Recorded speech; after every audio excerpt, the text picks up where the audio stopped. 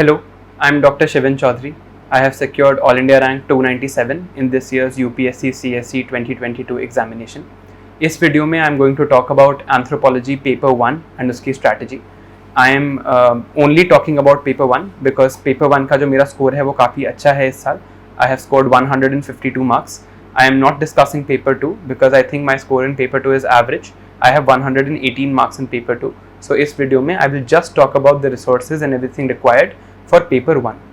अब देखिए rather than starting from the start and मैं आपको बताऊं कि first day से आपको एंथ्रो के लिए क्या करना है, let's do some reverse planning. थोड़ा उल्टा चल के देखते हैं.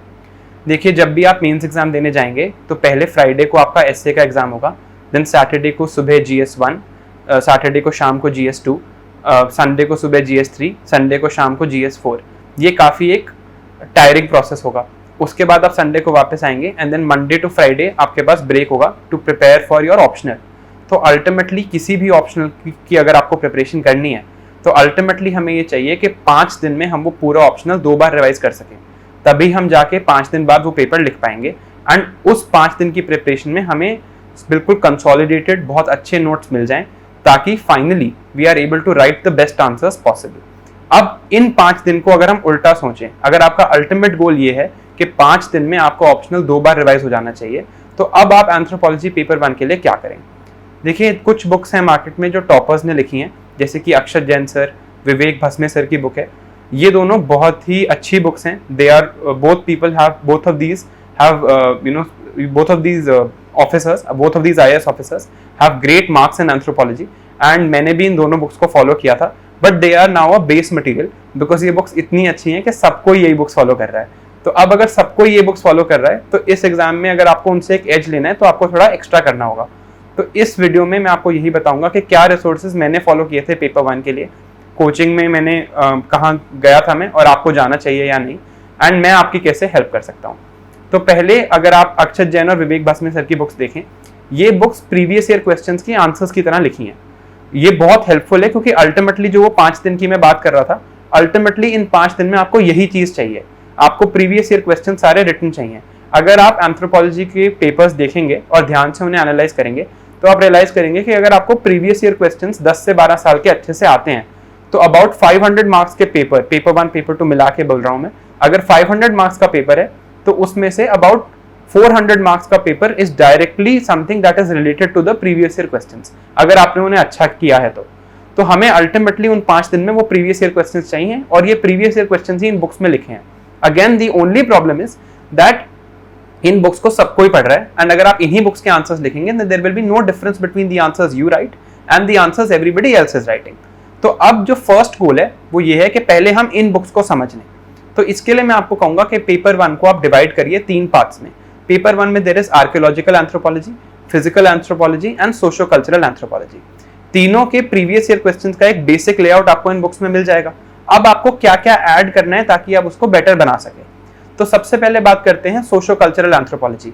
इसमें टॉपिक्स हैं जैसे कि family, kinship, religion, economic anthropology, political anthropology, theories, culture, language, communication etcetera. इन बुक्स के प्रीवियस ईयर क्वेश्चंस आपको यहाँ मिल जाएंगे. बट बात यहाँ पे ये है कि इसकी एप्लीकेशन और ब्रांचेस ऑफ एंथ्रोपोलॉजी में भी है और पेपर 2 में भी है. तो आपको इस सब्जेक्ट को थोड़ा अच्छे से पढ़ना जरूरी है. इसमें सोशो कल्चरल एंथ्रोपोलॉजी में सबसे पहले मैं बात करना चाहूंगा थ्योरीज की. अगर आपको थ्योरीज की समझ आ गई है तो बहुत जगह आप उन थ्योरीज का यूज करके आंसर्स लिख सकते हैं. यहाँ पे मैं एक और टॉपर का रेफरेंस देना चाहूंगा, Mandar Patki sir, who is ranked 22 I think in CSE 2019. He has very brilliant notes in socio-cultural anthropology and ये उनके टेलीग्राम चैनल पे फ्री में अवेलेबल हैं and kudos to him for this service. तो आप अगर जाइए उनके टेलीग्राम चैनल पे और वो नोट्स डाउनलोड कर लीजिए तो this will become your first additional resource. Akshat Jain sir की बुक और विवेक भस्मे सर की बुक आपका बेस रेफरेंस मटेरियल हो गया. अब आपको इसके ऊपर इंप्रूव करना है. तो सबसे पहले मंदार पाटकी सर के नोट्स हो गए. पेपर 1 पूरा ही उनके नोट्स में बहुत ज्यादा अच्छे से दिया हुआ है. अब आपने अगर ये पेपर 1 एक तरफ अपने थ्योरीज की नोट्स आपने मंदार पाटकी सर के यहाँ से ले लिए एंड आपको थ्योरीज समझ आने लग गई. अगर नहीं समझ आ रही हैं तो यूट्यूब पे भी कई वीडियोस अवेलेबल हैं एंड आप कोचिंग का भी सहारा ले सकते हैं. But once you have understood theories तो आपको बेसिकली समझ आ जाएगा कि ये सब्जेक्ट है क्या. अब सोशो कल्चरल एंथ्रोपोलॉजी में आगे जाने के लिए आपको थोड़ी और वैल्यू एडिशन करने की जरूरत है. यहाँ पर मैं एक बुक रेकमेंड करूंगा, एम्बर एंड एम्बर. ये थोड़ी सी मोटी बुक है एंड ज्यादा एक्सपेंसिव नहीं है, but the book is big and इसे पढ़ने में भी टाइम लगता है, बट इसका रिवॉर्ड बहुत है। कुछ सब्जेक्ट्स या कुछ टॉपिक्स जैसे कि लैंग्वेज, ये हम नहीं पढ़ते एंथ्रोपोलॉजी में ढंग से, बट इस बुक में बहुत डिटेल में दिए हैं, और हर साल इस बुक से एक ना एक क्वेश्चन आ रहा है जो डायरेक्टली इसी बुक से हो सकता है। बिकॉज आई बिलीव, मेरा ये अनुमान है, मैं सर्टेनिटी से तो नहीं कह सकता, मुझे लगता है कि यूपीएससी भी चाहता है कि हम एक स्टैंडर्ड बुक जो कॉलेजेस में पढ़ी जाती है, जो वर्ल्ड ओवर जो रिनाउंड है, जिसकी रिस्पेक्ट है, वो बुक पढ़े रादर देन कोई शॉर्ट नोट्स या कुछ पढ़े। तो सोशो कल्चरल एंथ्रोपोलॉजी के लिए आप एम्बर एंड एम्बर पे रिलाई कर सकते हैं। पूरी बुक पढ़ने की बिल्कुल भी जरूरत नहीं है। इसमें कुछ टॉपिक्स जो सोशो कल्चरल एंथ्रोपोलॉजी के डायरेक्टली हमारे सिलेबस में है, जैसे मैरिज, रिलीजन, जैसे economic anthropology, political anthropology, language, research methods, ये डायरेक्टली उस बुक में दिए हैं। आप अक्षत जैन सर और विवेक भस्मे सर में से कोई एक या दोनों बुक्स का एक बेसिक मटेरियल सेट करके फिर एम्बर एंड एम्बर में से उसमें एडिशन कीजिए, आपको कंसेप्ट भी समझ आएंगे, आप एग्जांपल्स डाल पाएंगे, and you will be able to enrich your answers. आपको खुद फील होगा कि आपके जो आंसर्स हैं वो एक लेवल ऊपर हैं। सेकेंडली, जो दूसरी चीज है वो है सोशो कल्चरल एंथ्रोपोलॉजी। अब अगर हम इसको एक तरफ रख दें तो the second thing is archaeological anthropology. Archaeological anthropology बहुत लोगों को ट्रबल करता है, and to be very honest, मेरा मींस 2021 क्लियर नहीं हुआ था, I have cleared this time in my second attempt. तो फर्स्ट अटेम्प्ट में मेरे को भी सबसे ज्यादा ट्रबल आर्कियोलॉजिकल एंथ्रोपोलॉजी ने ही किया था। तो आर्कियोलॉजिकल एंथ्रोपोलॉजी का जो सोल्यूशन है उसके लिए मैं ह्यूज थैंक्स देना चाहूंगा गवर्नमेंट ऑफ इंडिया को, बिकॉज अगर आप गवर्नमेंट ऑफ इंडिया की वेबसाइट ईपीजी पाठशाला पे जाएं तो वहां पे उन्होंने एमए एंथ्रोपोलॉजी का पूरा मटेरियल फ्री में अवेलेबल किया हुआ है, जिसमें वीडियो लेक्चर्स भी हैं और पीडीएफ्स भी हैं। अगर आप उस पे जाएं तो वहां पर archaeological anthropology professor DK Bhattacharya ने पढ़ाई है, who all of us know is one of the greatest professors of archaeology in probably the world and definitely in India। उन्होंने खुद उसकी वीडियोस रिकॉर्ड की हैं एंड खुद उसके बारे में पढ़ाया है।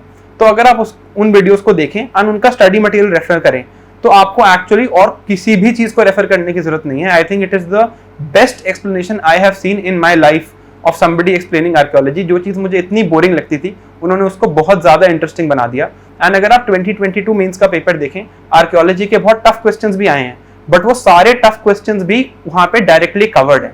तो आर्कियोलॉजिकल एंथ्रोपोलॉजी के लिए I am just repeating my recommendation, Akshat Jain sir और विवेक भस्मे सर की बुक को आप अपना बेस बनाइए। उसके बाद एम्बर एंड एम्बर से भी आप आर्कियोलॉजी पढ़ सकते हैं, just to get a flavour of it. World का आपको एक बहुत बढ़िया ओवरव्यू मिल जाता है। एंड साथ में आप रेफर करिए ईपीजी पाठशाला को, रेफर करिए डीके भट्टाचार्य सर की वीडियोस और उनकी जो पीडीएफ वहां पे अवेलेबल है। I think that is one of the best solutions possible. Now let's come to that part, the third part of paper 1 which is physical anthropology. देखिए यहाँ पर मुझे एक डेफिनेट एडवांटेज था बाकी लोगों के ऊपर, because I am a medical doctor and बहुत क्वेश्चंस जो हैं वो मेडिसिन, जेनेटिक्स और इन सब से लिंक्ड आते हैं। तो मेरे लिए ये पार्ट थोड़ा सा इजी होता था, तो मैं ट्राई करता था कि यहाँ पे इस पार्ट पे ज्यादा अटेम्प्ट किया जाए। बट बात यह है कि इसके ये जो पार्ट है इसके क्वेश्चन स्कोरिंग भी ज्यादा होते हैं, because there are definite answers available. अब फिजिकल एंथ्रोपोलॉजी में दो पार्ट्स हैं। पहला तो पार्ट है जो चैप्टर 9, चैप्टर 10, चैप्टर 11 और चैप्टर 12 है सिलेबस का, जहाँ पे जेनेटिक्स, एप्लीकेशंस ऑफ जेनेटिक्स और इन सारे की बात हो रही है। यहाँ पे अगेन अक्षत जैन सर और विवेक भस्मे सर की बुक को आप अपना बेस मटेरियल रखिए। इन बुक्स में जो मटेरियल है वो पी नाथ फिजिकल एंथ्रोपोलॉजी की बुक से रेफर किया गया है, तो आप वो पी नाथ की बुक रेफर कर सकते हैं। एंड साथ में अगेन आप ईपीजी पाठशाला पे जाइए, specially for the chapters of forensic anthropology, applications of anthropology, human growth and development. ये जो 10, 11, 12 चैप्टर्स हैं जिसमें पॉपुलेशन थ्योरीज, मिनार्क, मिनोपॉज, इनकी भी बात की हुई है, ये बहुत अच्छे से कवर्ड है ईपीजी पाठशाला पे। And again a huge thanks to the government of India for that. The material is very good and आपको बहुत चीजें एक्स्ट्रा करने को मिलेंगी। जैसे इस बार Heath Carter method of somatotyping, उस पर एक क्वेश्चन आया था, तो वो बहुत ही अच्छे से कवर्ड था। वो हर बुक में कवर्ड होता है, बट जो ईपीजी पाठशाला पे मटेरियल है, I think that is one level ahead of everything else. वहां पे ग्राफ बनाना भी सिखाया है इस मेथड का, and of course this fetches you extra marks. जो दूसरा पार्ट है फिजिकल एंथ्रोपोलॉजी का, that part is about species like Neanderthals, homo habilis, homo erectus, Australopithecus, homo sapiens, इनका डिस्ट्रीब्यूशन, ग्रोथ एक्सेट्रा। इसमें भी मैं कहूंगा कि पीनाथ is a very good resource and the other resource is EPG Pathshala. आप इन दोनों को रेफर करके एक बेसिक टेबल्स के थ्रू एक स्पीशीज का कंपैरिजन बना लीजिए एंड इनका एक क्रोनोलॉजिकल स्टडी कर लीजिए। होता क्या है कि हम ट्राई करते हैं, और मैंने भी बहुत बार गलती करी है ये, कि हम स्पीशीज को रटने की कोशिश करते हैं। हम उनका एवोल्यूशनरी सिग्निफिकेंस नहीं समझते कि ब्रेन साइज क्यों फ्रंटल लोब की डेवलपमेंट ज्यादा हुई है और पोस्टीरियर लोब की कम हुई है, and what is the logic behind it. जब हमें लॉजिक समझ आ जाएगा तो हमें रटने की एबिलिटी थोड़ी सी कम यूज करनी पड़ेगी, क्योंकि और भी बहुत चीजें हैं इस एग्जाम में रटने के लिए। तो अगर हम इसकी बात करें तो ईपीजी पाठशाला को रेफर कर सकते हैं, विवेक भस्मे सर और अक्षत जैन सर की बुक को बेस मटेरियल बनाइए, और पी नाथ को रेफर कर सकते हैं।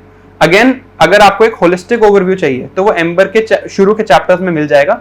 एम्बर में अच्छी बात क्या है कि जो आर्कियोलॉजिकल एंथ्रोपोलॉजी है, पेलियोलिथिक, मीजोलिथिक एंड ये जो पीरियड्स हैं, इनको कनेक्ट, नियोलिथिक एक्सेट्रा, इनको कनेक्ट किया हुआ है with the evolution. So you will understand कि पेलियोलिथिक से मीजोलिथिक पे जो चेंजेस हुए हैं हमारी एनवायरनमेंट में, उससे बायोलॉजिकली क्या चेंजेस हुए हैं in the species that have evolved and how were Neanderthals different. Then finally जब नियोलिथिक पीरियड आया है and you know agriculture has started, तो उससे होमो सैपियंस में क्या चेंजेस हुए हैं and what were the things that were evolving, साथ साथ कौन कौन सी डिजीजेस इवॉल्व हुई हैं, ये क्वेश्चन भी पूछा जा चुका है जैसे। तो एम्बर को एक बेसिक अंडरस्टैंडिंग के लिए, ईपीजी पाठशाला एंड पी नाथ को एनरिचमेंट के लिए, and Akshat Jain sir and Vivek Bhasme sir की बुक्स को एज अ बेसिस। यहाँ पर भी मंदार पटकी सर के नोट्स काफी अच्छे हैं। Now you might be realising कि मैंने तो बहुत सारी रिसोर्सेज बता दी हैं and there are a lot of things and इतनी सारी बुक्स हम कैसे पढ़ेंगे। तो मैं आपको ये बताना चाहूंगा कि ये एक मिसकंसेप्शन है कि एंथ्रोपोलॉजी एक छोटा सब्जेक्ट है और एंथ्रोपोलॉजी को 3 महीने में पढ़ा जा सकता है। मेरे इस साल 270 मार्क्स हैं एंथ्रोपोलॉजी में, दोनों पेपर्स मिला के। कई लोगों ने 300 प्लस भी स्कोर किया है एंड मेरी जितने लोगों से बात हुई है सबने ही at least 6 to 7 months dedicatedly anthropology को दिए हैं, कुछ ने इससे ज्यादा भी दिए हैं।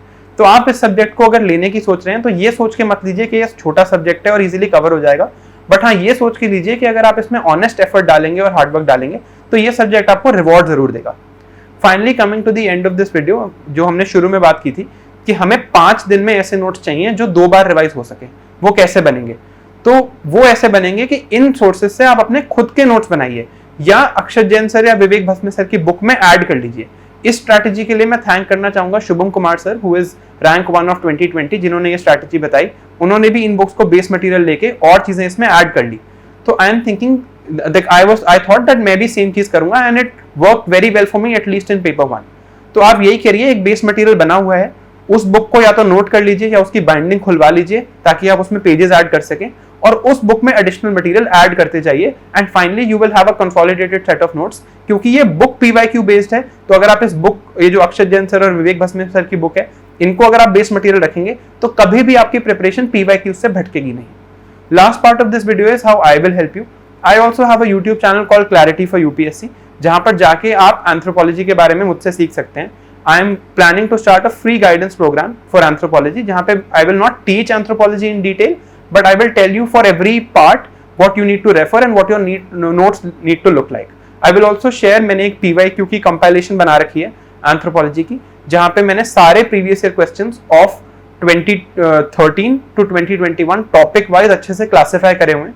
तो वो भी मैं शेयर कर दूंगा आपके साथ अपने टेलीग्राम चैनल पे with the same name, Clarity for UPSC, and on YouTube as much as possible I will try to guide subject by subject at least for paper 1 completely. That's all I'd like to say, and thank you for watching this video. I would also like to thank Delhi Knowledge Track for providing me this platform to communicate my message. Thank you.